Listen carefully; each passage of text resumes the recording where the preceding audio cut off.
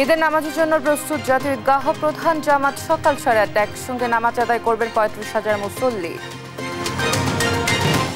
প্রধান উপদেষ্টা চীন সফর নতুন দিগন্তের সূচনা বলছেন বিশ্লেষকরা। বাড়বে বিনিয়োগ, রোহিঙ্গা প্রত্যাবাসনে রাখবে অবদান। থাইল্যান্ডে বিমস্টেক সম্মেলনে ডক্টর ইউনূসের সঙ্গে বৈঠকে বসতে চায় মিয়ানমার। রোহিঙ্গা প্রত্যাবাসন নিয়ে আলোচনার সম্ভাবনা।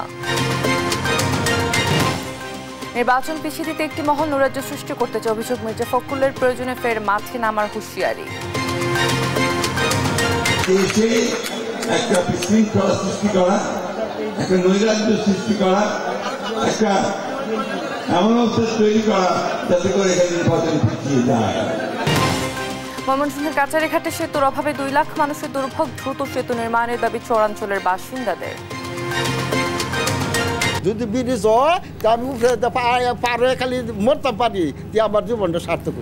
একটা ব্রিজ হইলে জনগণের সুবিধা হইতো, সবারই সুবিধা হইতো। কুষ্টিয়ার বৃদ্ধাশ্রমে নীরবে কাটছেন 30 জন মা। পরিবার নিয়ে কাটানো সোনালী অতীতের স্মৃতিচারণে কাটবে ঈদ উৎসব।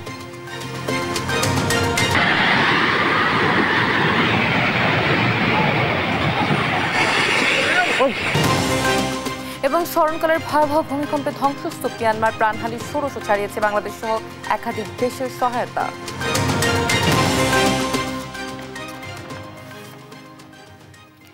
দেখছিলেন শিরোনামগুলো। সংবাদ সকালে আপনাদের সঙ্গে রয়েছে আমি অতসী সেন। এবার বিস্তারিত। ঈদ জামাতের জন্য প্রস্তুত জাতীয় ঈদগাহ। সুপ্রিম কোর্ট প্রাঙ্গণে জাতীয় ঈদগাহ মাঠে সকাল 8:30টায় হবে প্রধান জামাত। ঢাকা দক্ষিণ সিটি কর্পোরেশনের সার্বিক তত্ত্বাবধানে সব প্রস্তুতি এরই মধ্যে সম্পন্ন হয়েছে। আবহাওয়া অনুকূলে না থাকলে বায়তুল মোকাররমে হবে প্রধান জামাত। নাইম আফসানের রিপোর্ট। দরজায় কারা নাড়ছে পবিত্র ঈদ উল ফিতর। রাজধানীতে ঈদের প্রধান জামাত হবে জাতীয় ঈদগাহ মাঠে। একসঙ্গে জামাতে অংশ নিতে পারবেন 35,000 মুসল্লি। থাকছে নারীদের নামাজ আদায়ের জন্য আলাদা ব্যবস্থাও। শনিবার সকালে জাতীয় ঈদগাহ মাঠ পরিদর্শনে আসেন ঢাকা দক্ষিণ সিটি কর্পোরেশনের প্রশাসক মোহাম্মদ শাহজাহান। সব প্রস্তুতি শেষ হয়ে জানিয়ে তিনি বলেন, বৈরী আবহাওয়া থাকলে সকাল 9টায় জাতীয় মসজিদ বাইতুল মোকাররমে হবে ঈদের প্রধান জামাত। এখন পর্যন্ত আমাদের কাছে যে খবর আছে তাতে আবহাওয়া খারাপ হওয়ার কোনো সম্ভাবনা নাই। তারপরও যদি হয় সেক্ষেত্রে আমরা বাইতুল মোকাররমে জাতীয় মসজিদে সেখানে সকাল 9টায় আমরা ব্যবস্থা রেখেছি। এদিকে আগারগাঁও পুরাতন বাণিজ্য মেলার মাঠে আয়োজন চলছে ঢাকার সবচেয়ে বড় ঈদ জামায়াতের। এখানেও জামাত হবে সকাল 8:30টায়। নামাজের পর র্যালি করবে ঢাকা উত্তর সিটি কর্পোরেশন। সিকিউরিটির বিষয় হচ্ছে যে সংস্থাগুলো আছে সবাই সর্বোচ্চ চেষ্টা করতেছে, সিসি ক্যামেরা থাকবে। আর হচ্ছে সিকিউরিটির জন্য সবাই 800-এর ভিতর দিয়ে ঢুকবে। আমাদের টোটালি এই মাঠের ভিতরে 3 দিক থেকে ব্লক থাকবে। আর আমরা সিকিউরিটির জন্য যা যা দরকার আমরা সব ব্যবস্থা নিয়েছি। ঈদগাহে সার্বিক নিরাপত্তা নিশ্চিত করতে মোতায়েন করা হয়েছে বিপুল সংখ্যক পুলিশ, র্যাব ও অন্যান্য আইন শৃঙ্খলা বাহিনী। নাইম আফসান, দেশ টিভি, ঢাকা। এই যেটার খবর জানাতে রাজধানীর কমলাপুর রেল স্টেশন থেকে সরাসরি যুক্ত হচ্ছেন আমাদের সহকর্মী তারেক মাহমুদ সুজন। আমরা যুক্ত হব। তারেক, সকালে ট্রেন যাত্রার খবর বিস্তারিত জানাবেন।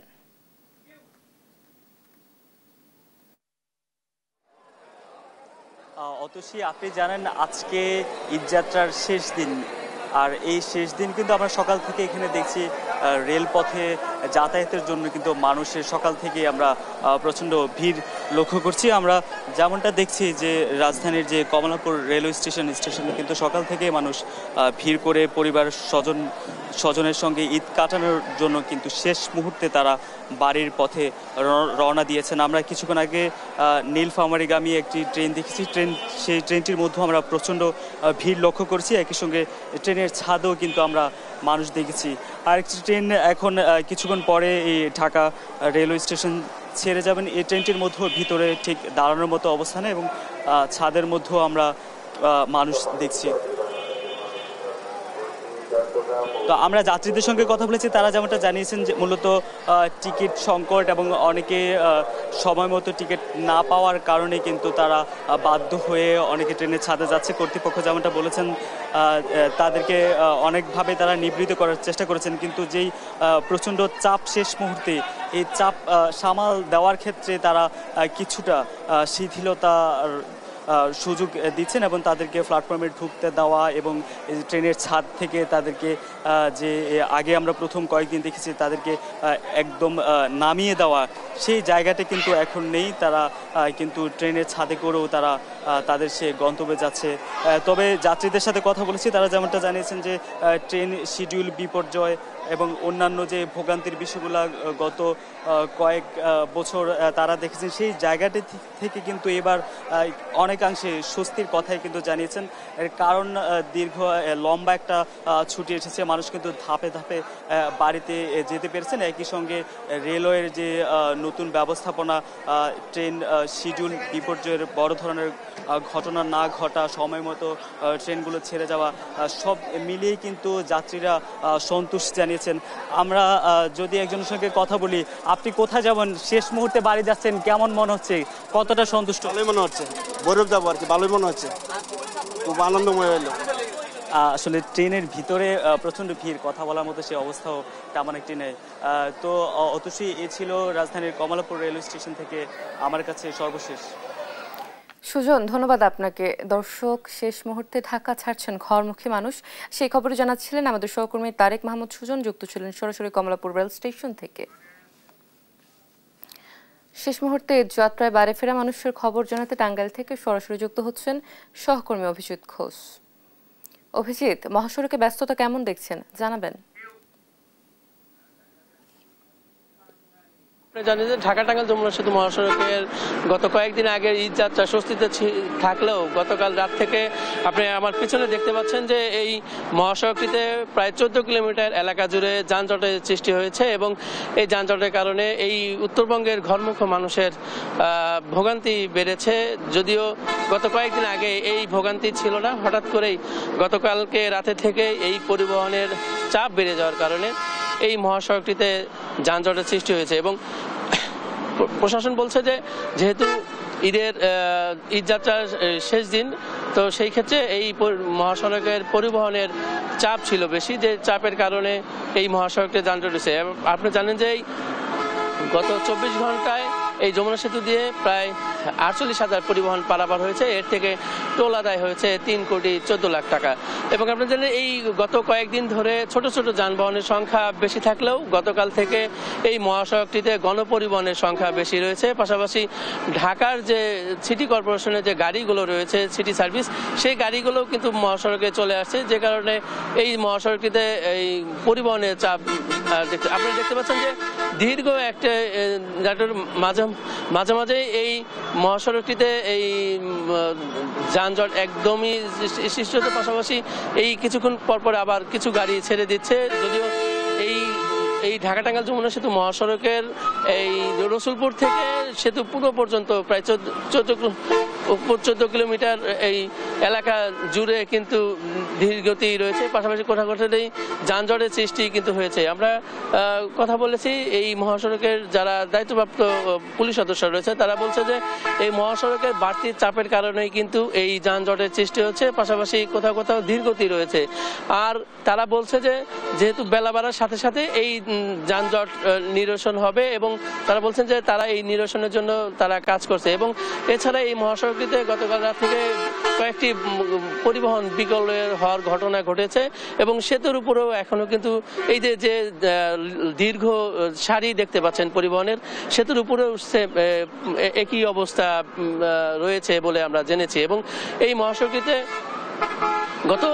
গত কয়েকদিন ধরেই কিন্তু স্বস্তি ছিল, কিন্তু এই স্বস্তিটি গতকাল রাত থেকে সেটি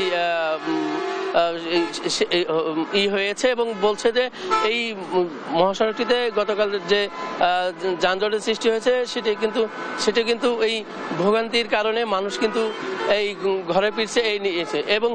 এবং এই ঢাকা টাঙ্গাইল যমুনা সেতু মহাসড়কের এই ছিল এখনকার পর্যন্ত সর্বশেষ। আমরা পরবর্তীতে আবার আপনার মাধ্যমে জানাতে পারবো। অতসী।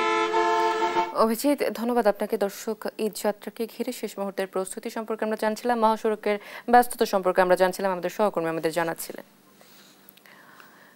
ঈদ ঘিরে নাশকতার কোনো শঙ্কা নেই। পুলিশ, র্যাব, বিজিবি ও আনসারের পাশাপাশি সেনাবাহিনীও তৎপর রয়েছে, জানালেন স্বরাষ্ট্র উপদেষ্টা জাহাঙ্গীর আলম চৌধুরী। এদিকে নিরাপত্তা নিশ্চিতে রাজধানীতে 677টি টহল টিম, 71টি চেকপোস্ট বসানো হয়েছে। পাশাপাশি নিজস্ব নিরাপত্তা ব্যবস্থা নেওয়ার পরামর্শ দিয়েছে গোয়েন্দা বিভাগ। নিজস্ব নিরাপত্তা ব্যবস্থা নিয়েছে র্যাবও। আলী আক্কাস আকাশের রিপোর্ট। ঈদ উল ফিতর উপলক্ষে ডিএমপির গোয়েন্দা বিভাগের নিয়ে কার্যক্রম তুলে ধরেন অতিরিক্ত পুলিশ কমিশনার রেজল করিম মল্লিক। সংবাদ সম্মেলনে তিনি জানান, নিরাপত্তা নিশ্চিতে রাজধানীতে 667টি টহল টিম, 71টি চেকপোস্ট বসানো হয়েছে। পাশাপাশি নিজস্ব নিরাপত্তা ব্যবস্থা নেওয়ার পরামর্শ দেন তিনি। মেট্রোপলিটন পুলিশের 50টি থানা এলাকায় প্রতিদিন জননিরাপত্তা বিধানে 2 পালায় ডিএমপির 667টি টহল টিম দায়িত্ব পালন করে আসছে। এছাড়া মহানগর এলাকায় নিরাপত্তা বৃদ্ধির লক্ষ্যে বিভিন্ন গুরুত্বপূর্ণ ও কৌশলগত স্থানে ডিএমপি কর্তৃক 71টি পুলিশি চেকপোস্ট বসানো হয়েছে। ফাঁকা রাজধানীর অপরাধ নিয়ন্ত্রণে ঢাকাবাসীকে সতর্ক থাকার আহ্বান জানিয়েছে র্যাব। রাজধানীর গুলশানে এক ব্রিফিংয়ে বাহিনীর পক্ষ থেকে নেয়া নিরাপত্তা ব্যবস্থা তুলে ধরেন র্যাব 1-এর অধিনায়ক। এ সময় কোনো ধরনের শঙ্কা দেখা দিলে দ্রুত আইন শৃঙ্খলা বাহিনীকে জানানোর আহ্বান জানান। আমাদের রিকোয়েস্ট থাকবে, যে কোনো ধরনের ঘটনা ইভেন্ট যদি ঘটে, নিরাপত্তার বিঘ্ন ঘটে, অতি দ্রুত আমাদেরকে জানাবেন। এলাকা ভিত্তিক আমাদের কন্ট্রোল বোর্ডের নাম্বার রয়েছে, শুধুমাত্র র্যাব 1 না, আমি বলবো পুলিশের 999 রয়েছে, সেনাবাহিনীর গ্রাউন্ডে রয়েছে। আপনারা যদি দ্রুত আমাদেরকে ইনফর্ম করেন, তাহলে আমরা যে কোনো ধরনের অপরাধ সংঘটিত হওয়ার আগেই প্রতিরোধ করতে সক্ষম হব। এদিকে গাবতলী বাস টার্মিনাল ও আশপাশের এলাকা পরিদর্শন করেন স্বরাষ্ট্র উপদেষ্টা জাহাঙ্গীর আলম চৌধুরী। জানান, ঈদে নাশকতার কোনো শঙ্কা নেই। পুলিশ, র্যাব, বিজিবি ও আনসারের পাশাপাশি সেনাবাহিনীও তৎপর রয়েছে। সবাই ছুটি ভোগ করতেছে, কিন্তু আমার পুলিশ কিন্তু সশস্ত্র বাহিনী, পুলিশ, বিজিবি, আনসার, এরা কিন্তু কেউ ছুটিতে যাচ্ছে না। এরা কিন্তু এই নিশ্চিতভাবে যেন এই মানে আইন শৃঙ্খলা যেন ভালো থাকে, এই জন্য তারা কাজ করে দেন। এই জন্য আপনারা কিন্তু তাকে একটু ধন্যবাদ দেওয়া দরকার। এরা কিন্তু কেউ ছুটিতে যাচ্ছে না। এরা আপনারা যেন ভালোভাবে যেতে পারেন, আপনার বাসা বাড়ি যেন সুরক্ষিত থাকে, এই জন্য সব ধরনের ব্যবস্থা নেওয়া হবে। মানুষের জানমালের নিরাপত্তায় চেকপোস্ট বসানোর পাশাপাশি চলছে টহল। নিয়োগ দেওয়া হয়েছে অক্সিলারি ফোর্স। নিরাপত্তা নিশ্চিতে সব বাহিনীর ছুটি বাতিল করার কথাও জানান স্বরাষ্ট্র উপদেষ্টা। আলী আক্কাস আকাশ, দেশ টিভি, ঢাকা। ছাত্র জনতার গণঅভ্যুত্থানের পর অন্তর্বর্তী সরকারের প্রধান হিসেবে ডক্টর মোহাম্মদ ইউনূসের প্রথম দ্বিপক্ষীয় সফর করলেন চীনে। বহুল আলোচিত সফরে দুই দেশের মধ্যে অর্থনৈতিক এবং কারিগরি সহযোগিতা সংক্রান্ত একটি চুক্তি এবং 8টি সমঝোতা স্মারক সই হয়। চীন সফরে সে দেশের সরকার ও কোম্পানিগুলোর কাছ থেকে 210 কোটি মার্কিন ডলারের বিনিয়োগ, ঋণ ও অনুদানের প্রতিশ্রুতি পেয়েছে বাংলাদেশ। একই সঙ্গে তিস্তা প্রকল্প বাস্তবায়নে মিলেছে আশ্বাস। দেশটির প্রায় 30টি কোম্পানি বাংলাদেশের বিশেষ অর্থনৈতিক অঞ্চলে $1 বিলিয়ন বিনিয়োগের অঙ্গীকার করেছে। সেই সঙ্গে বিদ্যমান শুল্ক ও কোটামুক্ত রপ্তানি সুবিধা আরও 2 বছর বাড়িয়ে 2028 সাল পর্যন্ত বহালের ঘোষণা দিয়েছে চীন। তাই প্রধান উপদেষ্টার চীন সফরকে পারস্পরিক সহযোগিতার অনন্য নজির বলছেন আন্তর্জাতিক সম্পর্ক বিশ্লেষকরা। প্রতিটি সফরের একটা নির্দিষ্ট থাকে, এটাও মনে রাখতে হবে যে চিফ অ্যাডভাইজার যিনি গেছেন, উনি চিফ অ্যাডভাইজার, প্রধানমন্ত্রী না, এটা খেয়াল রাখতে হবে, তাই না? সরকার প্রধানও বলা হচ্ছে না, বলা হচ্ছে চিফ অ্যাডভাইজারের মধ্যে চিফ। সেখানে স্বাভাবিকভাবে যে জিনিসটা অন্য দেশগুলো এখনও দেখছে, সেটা হলো এটা ইন্টারিম একটা সরকার। তার মানে হচ্ছে যে আজকে না হয় কালকে না হয় পরশু নির্বাচন হবেই, না হওয়ার কোনো কারণ নেই। এবং যেহেতু ইন্টারিম সরকার নিজেও বলছে যে ডিসেম্বর থেকে জুনের মধ্যে, তো ডিসেম্বর থেকে জুন তো আর বেশি দিন বাকিও নেই, তাই না? তো এই সময় এইরকম একটা কাঠামোতে বড় কিছু হওয়ার কথা না। তারা বলছেন ডক্টর ইউনূসের সফরের সুবিধা পরবর্তী নির্বাচিত রাজনৈতিক সরকার ভোগ করবে। ভারতের সঙ্গে বিদ্যমান সম্পর্ক স্বাভাবিক থাকবে বলে মনে করেন বিশ্লেষকরা। ফেভারেবল কি বলা হয়, ইনভেস্টমেন্টের এনভায়রনমেন্ট তারা চাচ্ছে। ওটা পরিষ্কার যে একটা নির্বাচিত সরকার যখন হবে, তখন এই যে প্রতিশ্রুতি যেগুলো হলো, কাজ যে এগিয়ে নেওয়া হলো, এটা তখন বাস্তবায়িত করা যাবে। যার জন্য বড় আকারে একটা স্টেপ ফরওয়ার্ড এখন যেই সরকারই আসুক না কেন, আমি মনে করি তার জন্য সুবিধা হবে এই যেই আলোচনা হলো এবং যেই এমওইউ সই হলো, সেটাকে সামনে নিয়ে যাওয়া। প্রধান উপদেষ্টা সফরে চীনের বাজারে আম রপ্তানির সুযোগ তৈরি হয়েছে। এছাড়া তিস্তা প্রকল্প, নদী ও পানি ব্যবস্থাপনার জন্য চীনের কাছে 50 বছরের মাস্টার প্ল্যান চেয়েছে বাংলাদেশ। তৌফিক মাহমুদ মুন্না, দেশ টিভি, ঢাকা। দর্শক, আবারও এই যাত্রার খবর জানবো। গাবতলী বাস টার্মিনালে আমরা চলে যাব, সেখানে রয়েছেন আমাদের সহকর্মী ফাহিম ইউসুফ। আমরা যুক্ত হব। ফাহিম, গাবতলী বাস স্ট্যান্ডে কি সর্বশেষ পরিস্থিতি দেখছেন আমাদের জানাবেন।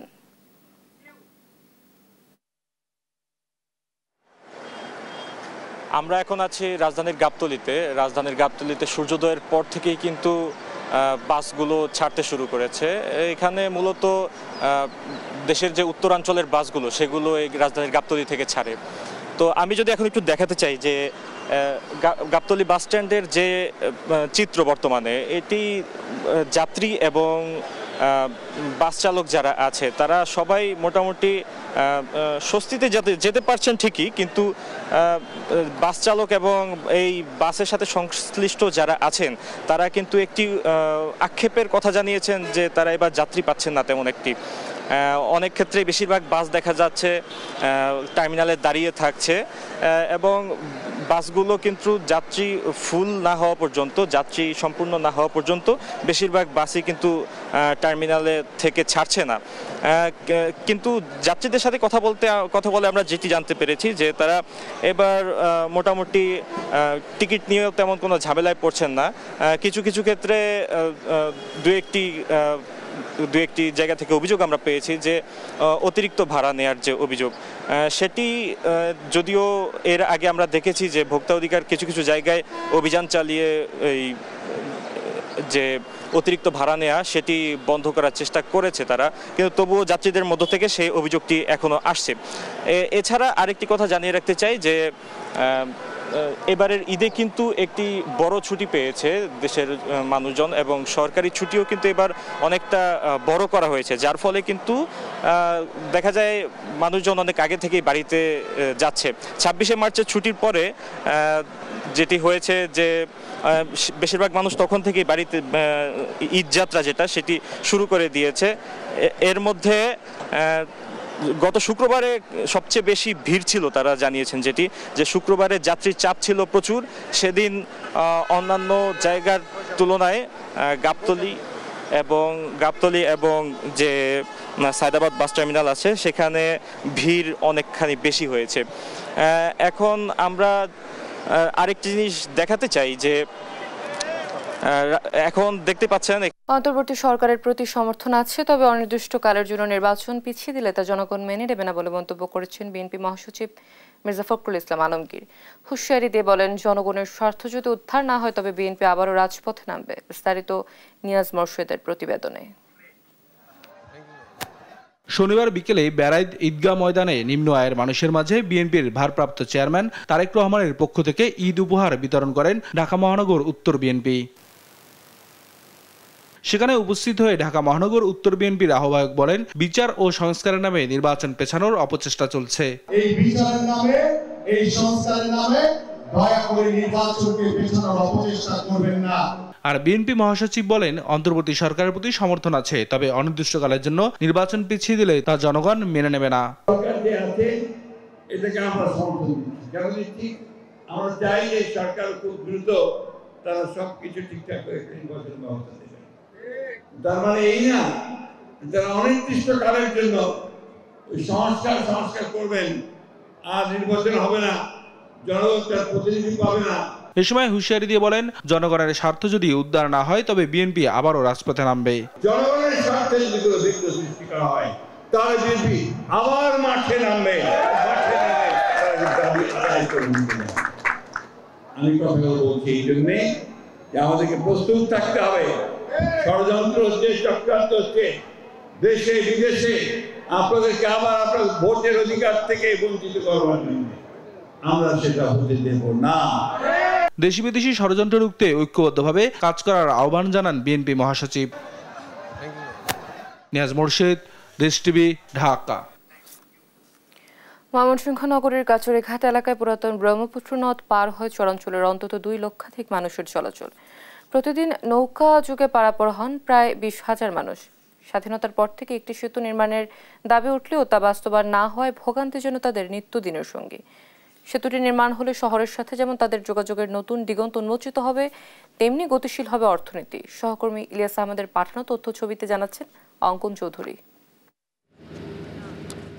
চরগোবিন্দপুরের বাসিন্দা ৯৮ বছর বয়সী আয়ুব আলী খান দীর্ঘদিন ধরে কাছারিঘাট এলাকায় পুরাতন ব্রহ্মপুত্র নদের একটি সেতু নির্মাণের প্রশাসন ও নেতাদের ধর্ণা দিয়ে এলেও তা এখনো আশার আলো দেখেনি। ব্রিজের লাগে বহু আগে থেকে আমি চেষ্টা করতেছি, কিন্তু এই পর্যন্ত আর পাইলাম না। কিন্তু এখন যদি ব্রিজ হয় তা আমি উপরে পারে খালি মরতে পারি, আমার জীবনটা সার্থক। সেতু নির্মাণ না হয় আয়ুব আলী খানের মতো শত শত মানুষ জীবনের ঝুঁকি নিয়ে পারাপার হচ্ছেন। পণ্য আননে পথে হচ্ছে ভোগান্তি। 20,000 লোক পারো প্রতিদিন, গরিব ধনী মিলাইয়া একটা ব্রিজ হইলে জনগণের সুবিধা হইতো, সবারই সুবিধা হইতো। ব্রিজ না দেখে তো সমস্যা, গাড়িতে মাল নামানো লাগে, নৌকা তারপর তুলন লাগে। যাবতীয় অনেক পণ্য নিতে গেলে আমাদের নৌকার জন্য নিতে পারি না, আমাদের গাড়ি দরকার পড়ে, কিন্তু গাড়ি তো যেতে পারে না দিকে। অনেক সময় কত কিছু হয়ে যেতে পারে, তো আতঙ্কতে থাকতে হয়। জন্ম হচ্ছে আমাদের চরে, এই দিক দিয়ে একটা ব্রিজ আমাদের স্বপ্ন ছিল। হ্যাঁ, এই স্বপ্ন পালন করে আমরা আসতেছি। আমরা চাই এদিকে একটা ব্রিজ হইলে সব ধরনের আগ্রহী সুবিধা পাই। চরাঞ্চলের মানুষের যাতায়াত সহজ করতে সেতু নির্মাণের দাবি জানিয়েছেন নাগরিক নেতারা। ময়মনসিংহের যে কাচারিঘাট এলাকাটি আছে এটি দিয়ে পার হয়। এই কাচারিঘাট দিয়ে যারা পার হয় তাদের দীর্ঘদিনের একটি দাবি ছিল এখানে একটি সেতু নির্মাণ করা। এই দাবির প্রতি আমরা নগরবাসী যারা আছে, সাধারণ মানুষ, তাদের পূর্ণ সমর্থন আছে। অর্থনৈতিকভাবে সমৃদ্ধ করতে হলে এই এলাকাকে অবশ্যই, এখানে কাচারিঘাট এলাকায় একটা দ্রুততম সময়ে মানুষের যে চরাঞ্চলের মানুষের যে দাবি, সেই সেতুটি নির্মাণ করা হোক। কাচারিঘাটে সেতু নির্মাণের সম্ভাব্যতা পর্যবেক্ষণের কাজ চলমান রয়েছে বলে জানিয়েছেন সড়ক ও জনপথ বিভাগের এই কর্মকর্তা। আমাদের ওই ময়মনসিংহ শহরে যে কাচারিঘাট দিয়ে যে সেতু নির্মাণের একটি পরিকল্পনা ছিল, এটা এখনও ফিজিবিলিটি স্টাডিটা চলমান আছে। এটা হয়তো দ্রুতই যে আমাদের সম্ভাব্যতা যাচাই সম্পন্ন হলে আমরা এইখানে হয়তো ব্রিজের যে নির্মাণের পরবর্তী কার্যক্রম গ্রহণ করা হবে ইনশাআল্লাহ। প্রতিদিন ভোর 6টা থেকে রাত 2টা পর্যন্ত মানুষ পারাপারে 4টি নৌকা 2 শিফটে চলাচল করছে। নিউজ ডেস্ক, দেশ টিভি। আমেনা বেগম, বয়স 70 ছুঁই ছুঁই। এক সময় তার ছিল স্বামী সন্তানদের নিয়ে সুখের সংসার। সেই আমেনারই এখন শেষ ঠিকানা বৃদ্ধাশ্রম। বড় হয়েছে সন্তানেরা, ব্যস্ত হয়ে পড়েছে নিজেদের সংসার নিয়ে। নিরাপদ আশ্রয়স্থল সেই মায়েরই প্রয়োজন ফুরিয়েছে সন্তানদের কাছে। ঈদকে সামনে রেখেও আমেনা বেগমের খোঁজ নেওয়ার সময়ই হয়নি সন্তানদের। তাই একসাগর কষ্ট বুকে চেপে অতীতের সোনালী স্মৃতিচারণেই বৃদ্ধাশ্রমে কাটছে তার সময়। ঈদ কেমন কাটবে, মানুষের কেমন কাটবে আমি জানি না। আমার মনে হয় খুব দুঃখে কাটবে। কিসের জন্য আমি, এরা ছুটি দেবে ঈদের আগের দিন, 10-15 দিন ছুটি দেবে। 10-15 দিন আমি কারো কেন যাবো, কোন থাকবো, কি করব, এই টেনশন আমার রাতে ঘুম হয় না। কুষ্টিয়ার মজমপুরের উদয় মা ও শিশু পুনর্বাসন কেন্দ্র, যেখানে নীরবেই চোখের জলে ঈদকে সামনে রেখে আমেনার মতোই কাটছে 30 মায়ের প্রতিটি মুহূর্ত। ঈদ সবার কাছে আনন্দের হলেও বৃদ্ধাশ্রমের এই মায়েদের কাছে তা স্বাভাবিক দিনের মতোই। আমার খাওয়া ভরণ পোশাক কে দেবে, কে দেবে? বিটা তো নাই, দেবে কে? ওই সারাদিন ঘরের ভিতরে শুয়ে থাকি, বারান্দায় শুয়ে থাকি, ওই খালাগের সাথে কথা মতা কই, এইসব ভাবে হচ্ছে গা দিনটা নেই। ছেলেও গরিব ঘরে বিয়ে করেছে, তার সংসার সে চালাতে পারে না, ওষুধ পানি খেতে পারে না, কিছু না। তা আমার কোন দিবে? সব হারানো এই মায়েদের জীবনে একটু স্বাচ্ছন্দ্য ও ভালো রাখার জন্য সরকার ও বিত্তবানদের এগিয়ে আসার আহ্বান এই বৃদ্ধাশ্রম কর্তৃপক্ষের। আমাদের জীবনে যা লাগে ওনাদের জীবনেও তাই লাগে। আমরা তো এগুলো কিনে দিতে পারি না, কারণ ইনাদের খাওয়াতে গিয়ে আমাদের হিমশিম খেতে হয়। মায়ের পেটেই তো সবাই জন্মগ্রহণ করেছেন। আমরা অকল আবেদন আমার আপনাদের প্রতি যে আমাদের একটু মাথা গোঁজা ঠাই করে দেন, একটু মাথা গোঁজা ঠাই করে দিলে মায়ের একটু ভালোভাবে থাকতে পারবে। সবার কাছে ঈদ আনন্দ উৎসব হলেও এই বৃদ্ধাশ্রমের বৃদ্ধ মায়েদের কাছে প্রতিদিনের মতোই একটি দিন মাত্র। অতীতের স্মৃতিচারণ আর স্বামী সন্তানদের নিয়ে ফেলে আসা স্বর্ণালী সময়টুকু ভেবে ভেবেই কাটবে ঈদের দিন। নাইদা সান্তিতাস, দেশ টিভি, কুষ্টিয়া। হাসান, ধন্যবাদ আপনাকে। দর্শক, ঈদ যাত্রাকে ঘিরে আমরা সদরঘাট লঞ্চ টার্মিনালের সর্বশেষ পরিস্থিতি জানছিলাম। ঈদকে ঘিরে অপরাধীদের অপতৎপরতা রোধে রাজধানী সহ সারা দেশে 3 স্তরের নিরাপত্তা ব্যবস্থা রেখেছে র্যাব, জানিয়েছেন র্যাব মহাপরিচালক AK শহীদুর রহমান। ইতিমধ্যে র্যাব চেকপোস্ট থেকে বিভিন্ন যানবাহনে তল্লাশি চালিয়ে বেশ কয়েকজন সন্ত্রাসী মাদক চোর কারবারিকে আটক করা হচ্ছে বলে জানান তিনি। দেশের সকল জেলা এবং উপজেলা পর্যায়ে এমন টহল কার্যক্রম চলমান থাকবে বলেও জানান র্যাব মহাপরিচালক। বিস্তারিত নেই নাহিদের প্রতিবেদনে। রাতে ঢাকা চট্টগ্রাম মহাসড়কে র্যাব 11 এর তল্লাশি কার্যক্রম। শনিবার রাতে রাজধানীর মাতুয়াইল এলাকায় র্যাবের চেকপোস্ট পরিদর্শন করতে আসেন র্যাব মহাপরিচালক AKM শহীদুর রহমান। এ সময় তিনি বিভিন্ন দূরপাল্লার যানবাহন পরিদর্শন করেন। হাইওয়েতে যাত্রী নিরাপত্তা সহ ঈদের আগে আইন শৃঙ্খলা পরিস্থিতি স্বাভাবিক রাখতে র্যাবের এমন কার্যক্রমে সন্তোষ জানান যাত্রীরা। কাছে কৃতজ্ঞ যে আমরা মাঝখান থেকে মনে হয়েছিল যে আইন শৃঙ্খলা দেশে না, এরকম একটা অবস্থা হয়ে গেছিল, কিন্তু এখন মনে হচ্ছে যে ইনশাআল্লাহ আগের চেয়ে তো অনেক ভালো। পুলিশ বাহিনী, সেনাবাহিনী, র্যাব যারা আছে রাস্তায়, তো এটা খুবই ভালো লাগছে, সন্তোষজনক। দেশের সকল জেলা উপজেলা পর্যায়ে এমন টহল কার্যক্রম চলমান থাকবে বলে জানান র্যাব মহাপরিচালক। ঈদে রাজধানীর ফাঁকা বাসা বাড়িতে যেন চুরি ডাকাতি না হয় সেদিকে বিশেষ নজরদারি থাকবে বলে জানান তিনি। ঈদের সময় যারা বাড়িঘর ফাঁকা রেখে দেশের বাড়িতে চলে যাবেন, তাদের এই বাড়িঘরে ফাঁকা রাখা বাড়িঘরে যাতে চুরি টুরি না হয় সেদিকেও আমরা সজাগ দৃষ্টি রাখব। আমরা সর্বোপরি মানুষের নিরাপত্তা, তাদের নিজের ব্যক্তির যানবাহনের নিরাপত্তা, সম্পদের নিরাপত্তা যাতে বজায় রাখে এই পবিত্র ঈদে, সেজন্য আমরা অন্যান্য আইন শৃঙ্খলা রক্ষাকারী বাহিনীর সাথে সমন্বয় রেখে কাজ করে যাচ্ছি। এবং ঈদের পরে যখন ঘরমুখ মানুষ বাড়িতে ফিরবেন, তাদের নিরাপত্তার জন্য একই রকম ব্যবস্থা থাকবে। এছাড়াও ঈদের ছুটিতে বিনোদন কেন্দ্রগুলোতে যেন আইন শৃঙ্খলার অবনতি না ঘটে সেজন্যও তৎপর থাকবে র্যাব, জানান র্যাব মহাপরিচালক। নিরাপত্তার জন্য একই রকম ব্যবস্থা থাকবে। NI নাহিদ, দেশ টিভি, ঢাকা।